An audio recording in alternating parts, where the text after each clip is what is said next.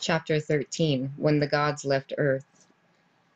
The departure of the Anunnaki gods from Earth was a drama-filled event, replete with theophanies, phenomenal occurrences, divine uncertainties, and human quandary.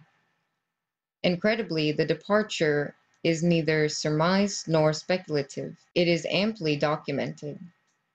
The evidence comes to us from the Near East, as well as from the Americas, and some of the most direct and certainly the most dramatic records of the ancient gods' departure from Earth comes to us from Haran.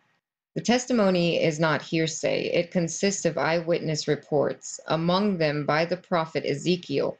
The reports are included in the Bible, and they were inscribed on stone columns, texts dealing with miraculous events leading to the accession to the throne of Babylon's last king. Haran nowadays, yes, it is still there, and I have visited it. It is a sleepy town in eastern Turkey, just a few miles from the Syrian border. It is surrounded by crumbling walls from Islamic times, its inhabitants dwelling in beehive-shaped mud huts. The traditional well where Jacob met Rachel is still there among the sheep meadows outside the town, with the purest naturally cool water one can imagine. But in early days, Haran was a flourishing commercial, cultural, religious, and political center, so much so that even the prophet Ezekiel, who lived in the area with other exiles from Jerusalem, recalled her reputation as a trader in blue clothes, embroidered work, and in chests of rich apparel, bound with cords and made of cedar. It was a city that has been from the Sumerian times on an Ur away from Ur cult center of the moon god Nanar Sin. Abraham's family ended up residing there because his father Terah was a Terahu, an Oman priest, first in Nippur, then in Ur, and finally in Nanar Sin's temple in Haran after the demise of Sumar. By the nuclear evil wind, Nanar and his spouse, Ningol, made their home and headquarters in Haran. Though Nanar, Suin, or Sin for short and Akkadian, was not Enlil's firstborn legal heir. That rank belonged to Ninmruta. He was the firstborn of Enlil and his spouse Ninlil, a firstborn on earth. God and men greatly adored Nanar Sin and his spouse. The hymns in their honor in Sumar, glorious times, and the lamentations about the desolation of Sumar in general and Ur in particular reveal the great love and admiration of the people for this divine couple.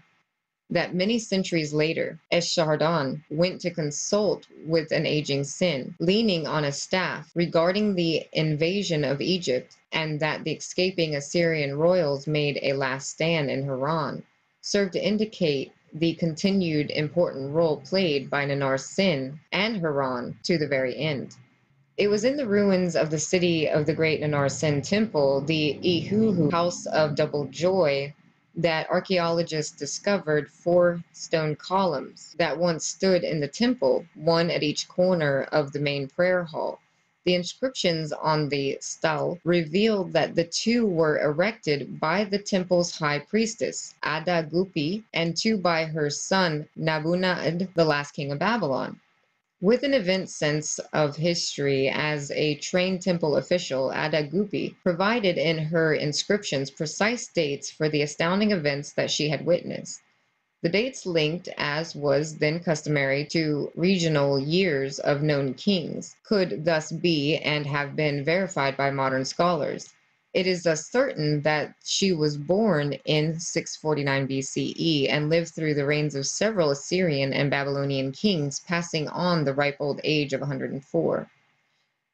Here is what she wrote on her stela concerning the first of a series of amazing events. It was in the 16th year of Nabopolassar, king of Babylon, when Sin, lord of the gods, became angry with the city and his temple, and went up to the heavens, and the city and the people in it went to ruin. The 16th year of Nabopolassar was 610 BCE, a memorable year the reader may recall when Babylonian forces captured Haran from the remnants of the Assyrian royal family and army, and when a reinvigorated Egypt decided to seize the space-related sites. It was then Adabagupi wrote that an angered Sin, removing his protection and himself from the city, packed up and went up to heaven. What followed in the capture of this city accurately summed up, and the city and its people went to ruin, while other survivors fled. Adapgupi stayed on.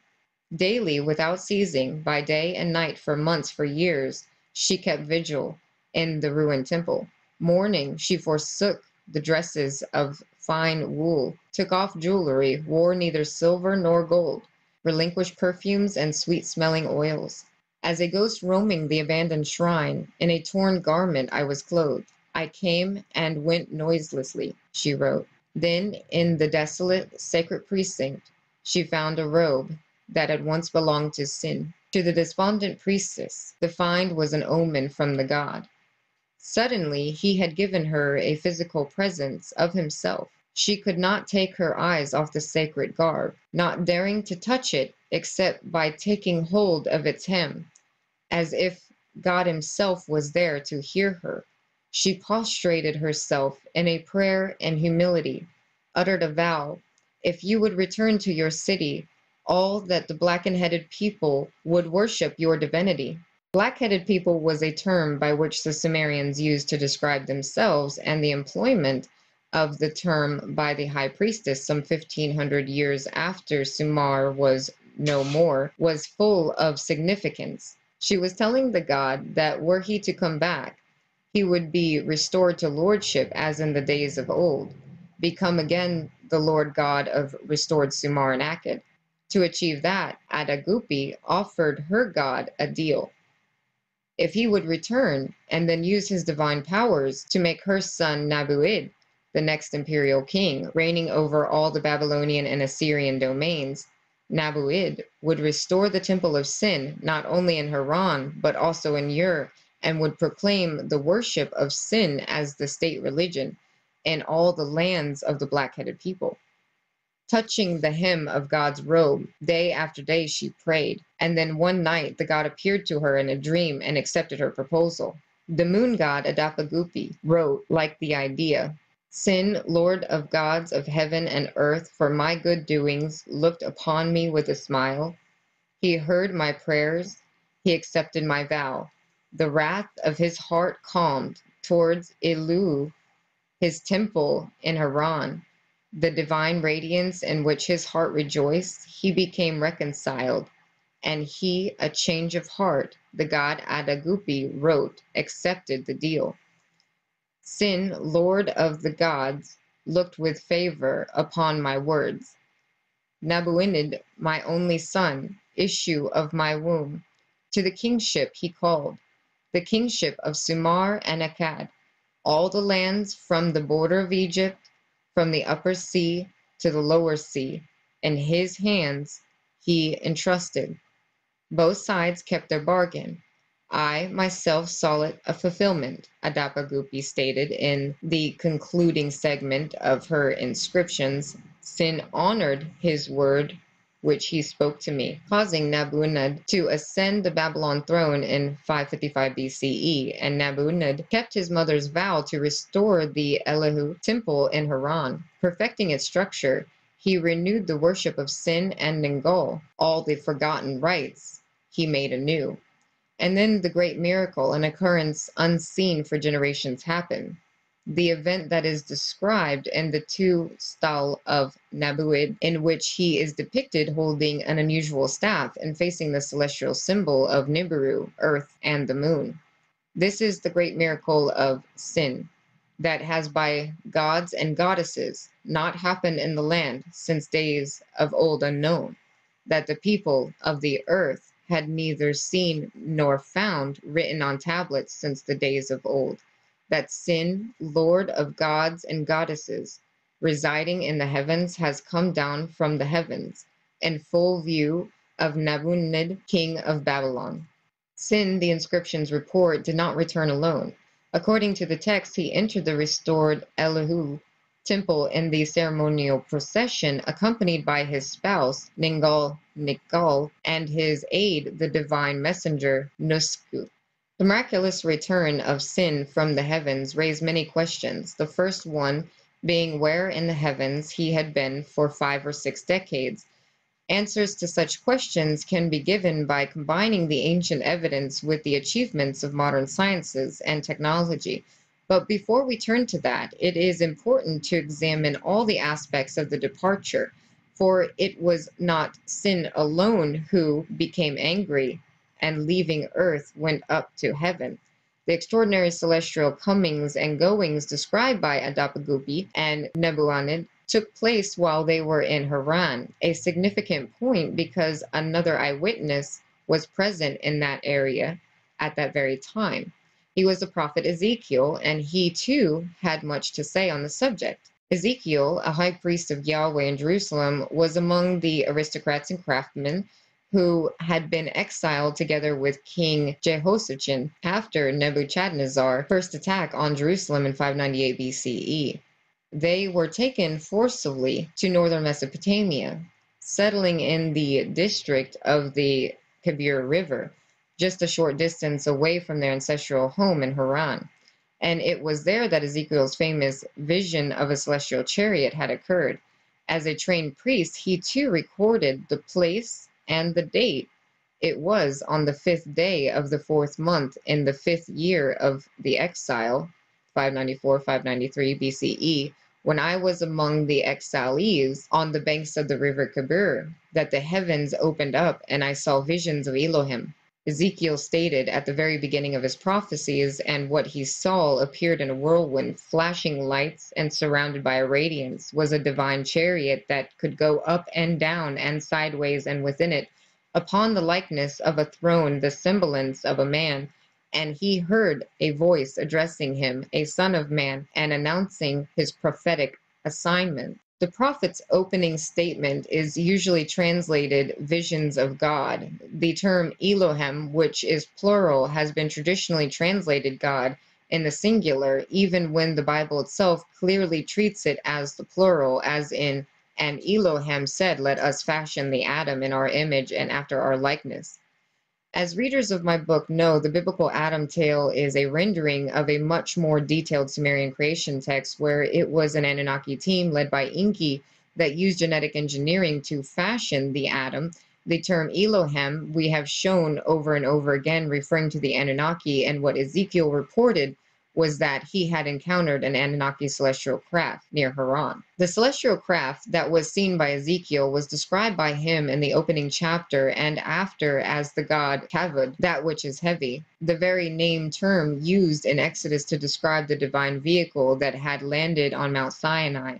The craft's description rendered by Ezekiel has inspired generations of scholars and artists, and the resulting depictions have changed with time as our own technology of flight and vehicles has advanced. Ancient texts refer both to spacecraft and aircraft and describe Enlil, Enki, Ninruta, Marduk, Thoth, Sin, Shamash, and Ishtar, to name the most prominent of the gods who possess aircraft and could roam Earth's skies or engage in aerial battles as between Horus and Seth or Ninruta and Anzu, not to mention the Indo-European gods. Of all the varied textual descriptions and pictorial depictions of the celestial boats of the gods, the most appropriate to Ezekiel's vision of the whirlwind appears to be the whirlwind chariot, depicted at the site in Jordan, from which the prophet Elijah was taken up to heaven. Helicopter-like, it had to serve just as a shuttercraft to where full-fledged spacecraft were stationed. Ezekiel's mission was to prophesy and warn his exiled compatriots of the coming day of judgment for all the nation's injustices and abomination. Then, a year later, the same semblance of a man appeared again, put out a hand, grabbed him, and carried him all the way to Jerusalem to prophesy there. The city, it will be remembered, when through a starving siege, a humiliating defeat, wanton looting, a Babylonian occupation, and the exile of the king and all the nobility. Arriving there, Ezekiel saw a scene of complete breakdown of the rule of law and the religious observances.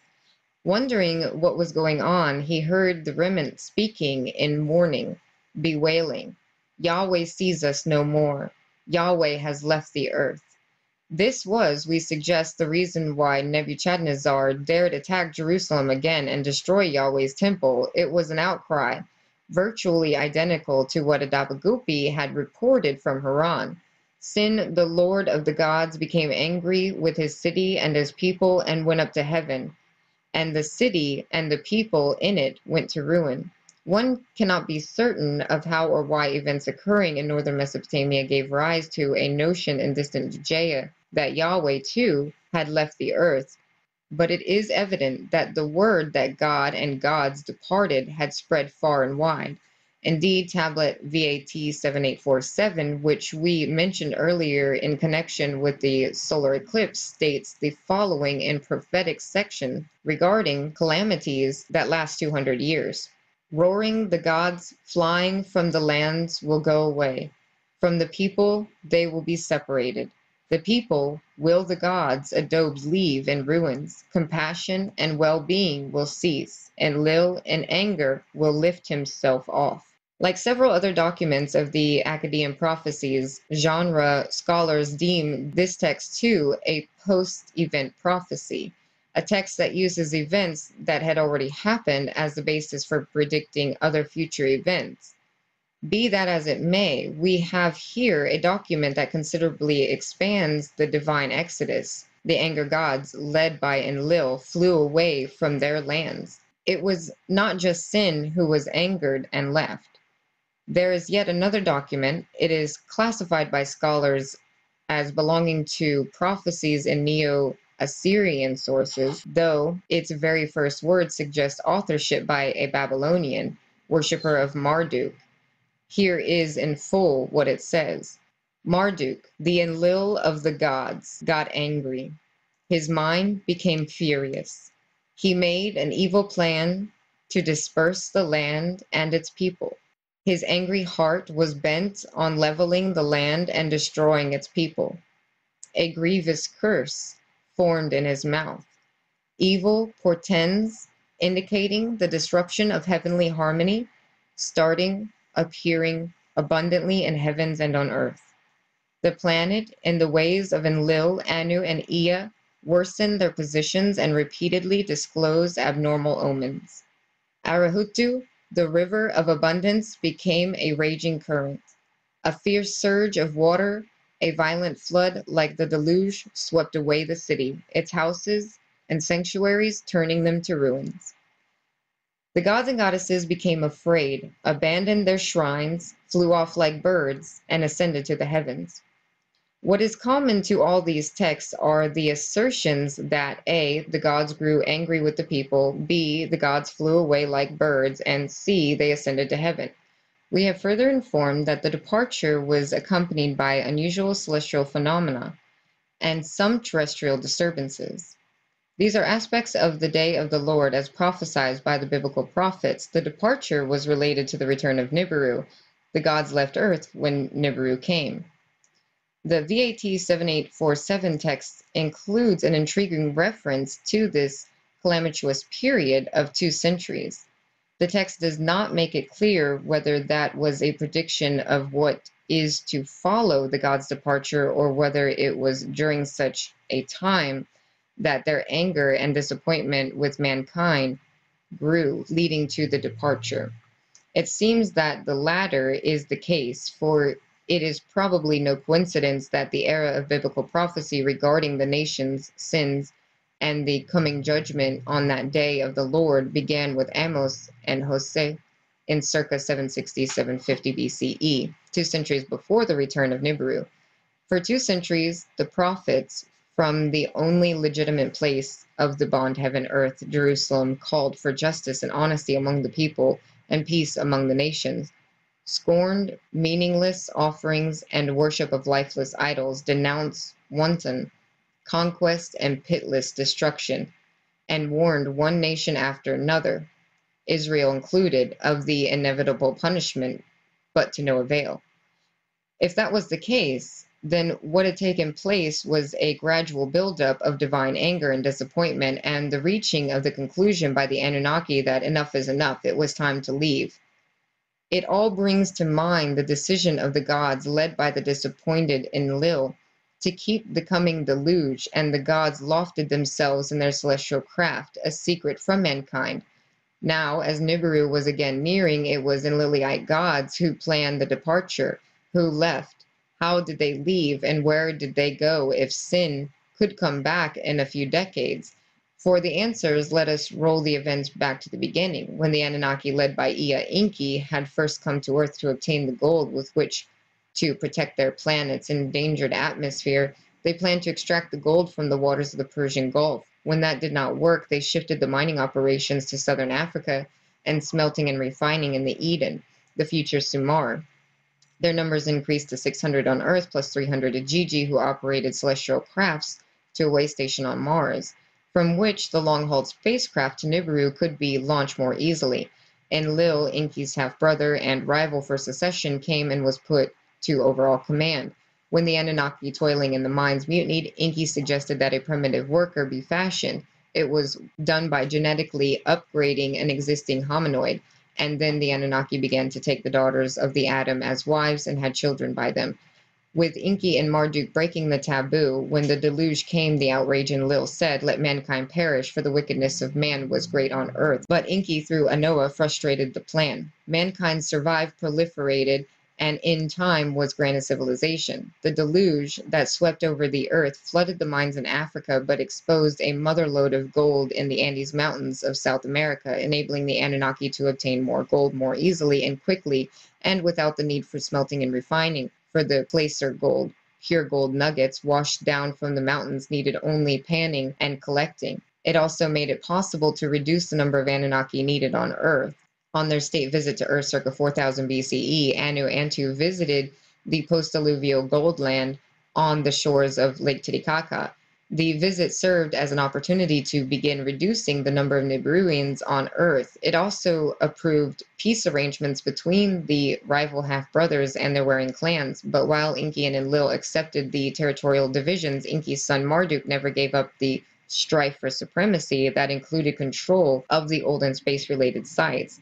It was then that the Enlilites began to prepare alternative spaceport facilities in South America. When the post-alluvial spaceport in the Sinai was wiped out with nuclear weapons in 2024 BCE, the facilities in South America were the only ones left entirely in Enlilite hands.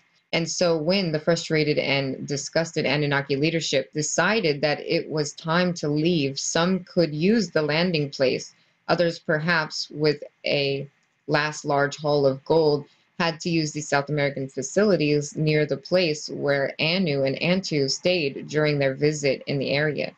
As earlier mentioned, the place, now called Pumapunku, is a short distance from the shrunken Lake Titicaca, shared by Peru and Bolivia, but was then situated on the lake's southern shore with harbor facilities. Its main remains consist of a row of 4 collapsed structures which made of a single hollowed-out giant boulder. Each such hollowed-out set of chambers was completely inlaid inside with gold plates, held in place by gold nails, an incredible treasure hauled off by the Spaniards when they arrived in the 16th century. How such dwellings were so precisely hollowed out of rocks and how 4 huge rocks were brought to the site remain a mystery. There is yet another mystery at the site. The archaeological finds in the place include a large number of unusual stone blocks that were precisely cut, grooved, angled, and shaped. Some of them are shown in Figure 105. One does not need an engineering degree to realize that these stones were cut, drilled, and shaped by someone with incredible technological ability and sophisticated equipment. Indeed, one would doubt whether stones could be so shaped nowadays. The puzzle is compounded by the mystery of what purpose did these technological miracles serve, obviously for some unknown yet highly sophisticated purpose. If it was to serve as casting dies for complex instruments, what and whose were those instruments? The main outpost of the Anunnaki was situated a few miles inland at the site now known as Taiwanku, earlier spelled Tayahunaku, now belonging to Bolivia. One of the first European explorers to reach its modern times, George Squier, described the place in his book Peru Illustrated as the Baalbek of the New World, a comparison more vivid than realized. The next main modern explorer, Tiwanaku, author Poznansky, The Cradle of American Man, reached astounding conclusion regarding the site's age. The principal above-ground structures in Tiwanaku, there are numerous subterranean ones, include the Acapana, an artificial hill riddled with channels and conduits and sluices whose purpose is discussed in the Lost Realms. A tourist favorite is the stone gateway known as the Gate of the Sun, a prominent structure that was also cut from a single boulder with some of the precision exhibited at Pumapunku.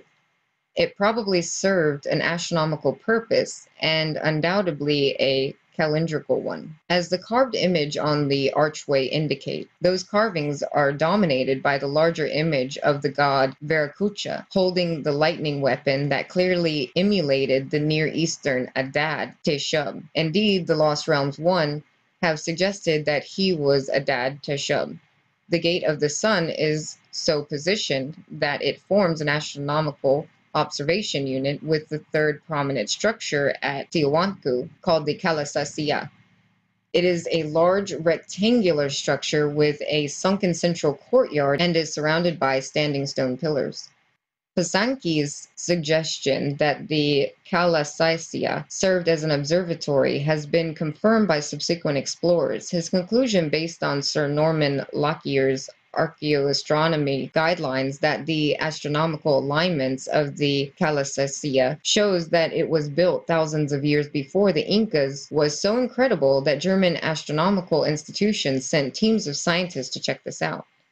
Their report and subsequent additional verification affirmed that the Kalasasiya's orientation unquestionably matched the Earth's obliquity either in 10,000 BCE or 4,000 BCE. Either date I wrote in the Lost Realms was fine with me. The earlier, soon after the deluge, when the gold-obtaining operations began there, or the later, when the Anu visited. Both dates match the activities of the Anunnaki there, and the evidence for the presence of the Enlilite gods is all over the place. Archaeological, geographical, and mineralogical research at the site and in the area confirmed that Tiwanaku also served as a meteorological center. Based on various finds and images of the Gate of the Sun and their similarity to depictions in ancient Hyades sites in Turkey, I have suggested that the gold obtainment operations there were supervised by Ishkur, Adad, Enlil's youngest son. His domain in the Old World was Antonia, where he was worshipped by the Hyades and as Teshub, the weather god, whose symbol was the lightning rod. Such a huge symbol, enigmatically carved on a steep mountainside, can be seen from the air or from out in the ocean in the Bay of Caracas, Peru, a natural harbor downhill from Tiwanaku, nicknamed the Candelabra. The symbol is 420 feet long and 240 feet wide, and its lines, which are 5 to 15 feet wide, have been etched into the hard rock to a depth of about 2 feet. No one knows by whom and when or how, unless it was Adad himself who wanted to declare his presence. To the north of the bay, inland in the desert between the Ingino and Nazca rivers, explorers have found one of the most puzzling riddles of antiquity, the so-called Nazca Lines, called by some the world's largest artworks, a vast area some 200 square miles that extends eastward from Pampa flat desert to rugged mountains, was used by someone as a canvas to draw on it scores of images. The drawings are so huge that they make no sense at ground level, but when viewed from the air clearly represents known and imaginary animals and birds. The drawings were made by removing the topsoil to a depth of several inches and were executed with the unicrucial line, a continuous line that curves and twists without crossing over itself. Anyone flying over the area there, our small planes at the service of tourists, invariably concludes that someone airborne has used a soil blasting device to doodle on the ground below. Directly relevant to the subject of the departure, however, is another even more puzzling feature of the Nazca lines, actual lines that look like wide runways. Straight without fault, these flat stretches, sometimes narrow, sometimes wide, sometimes short, sometimes long, run straight over hills and vales. No matter the shape of the terrain, there are some 270 straight lines, sometimes combining with the triangular trapezoids. They frequently crisscross each other without rhyme or reason, sometimes running over the animal drawings, revealing that the lines were made at different times.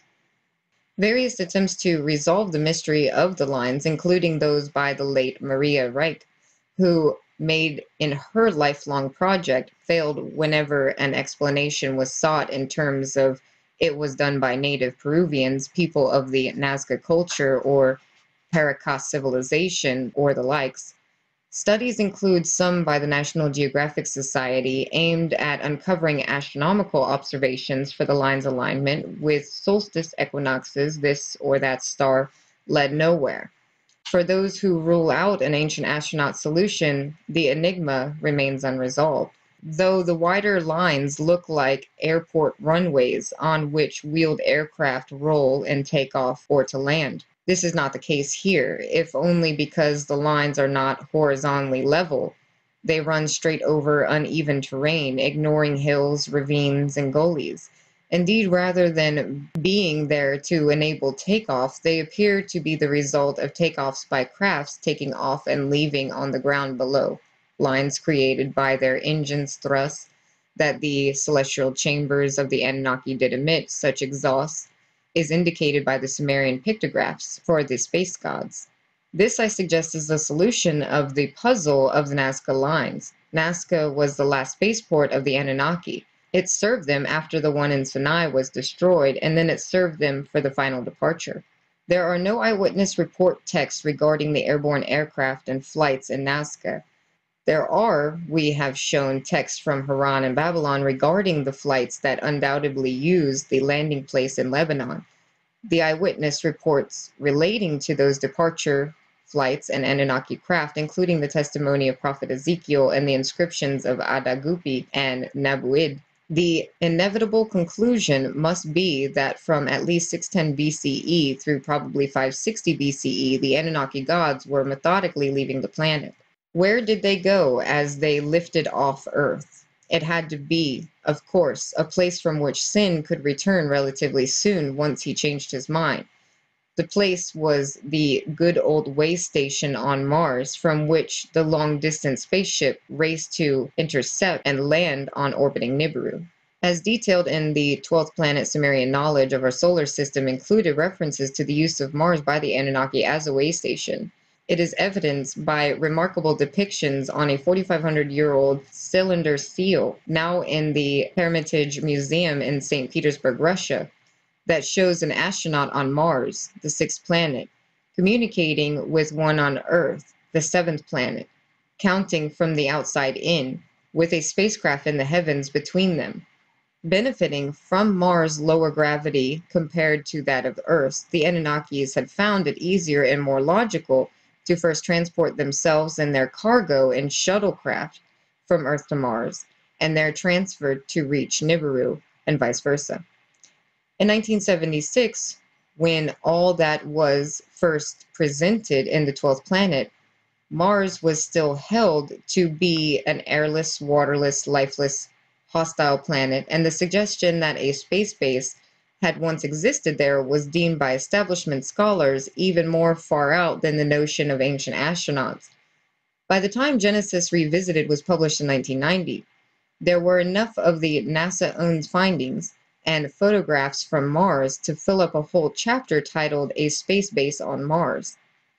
The evidence showed that Mars once had water and included photographs of walled structures, roads, hub-like compounds. Both the United States and the Soviet Union made great efforts to reach and explore Mars with unmanned spacecraft. Unlike other space endeavors, the mission to Mars, since augmented by the European Union, have met with an unusual, troubling, and puzzling high rate of failures, including bewildering, unexplained disappearances of spacecraft. But due to persistent efforts, enough US, Soviet, and European unmanned spacecraft have managed to reach and explore Mars in the last 2 decades that by now the scientific journals of the same doubting Thomases of the 1970s have been filled with reports, studies, and photographs announcing that Mars did have a sizable and still has a thin atmosphere, that it once had rivers and lakes and oceans and still has water at some places just below the surface and in some instances even visible as small frozen lakes, as a melody of the headlines show. In 2005, NASA's Mars rovers sent back chemical and photographic evidence backing those conclusions, together with some of the rover's amazing photographs showing structural remains like a sand-covered wall with distinct right-angled corners. They should suffice here to make the point Mars could and did serve as a way station for the Anunnaki. It was the first close-by destination of the departing gods as confirmed by the relatively quick return of Sin. Who else left? Who stayed behind? Who might return? Surprisingly, some of the answers also come from Mars.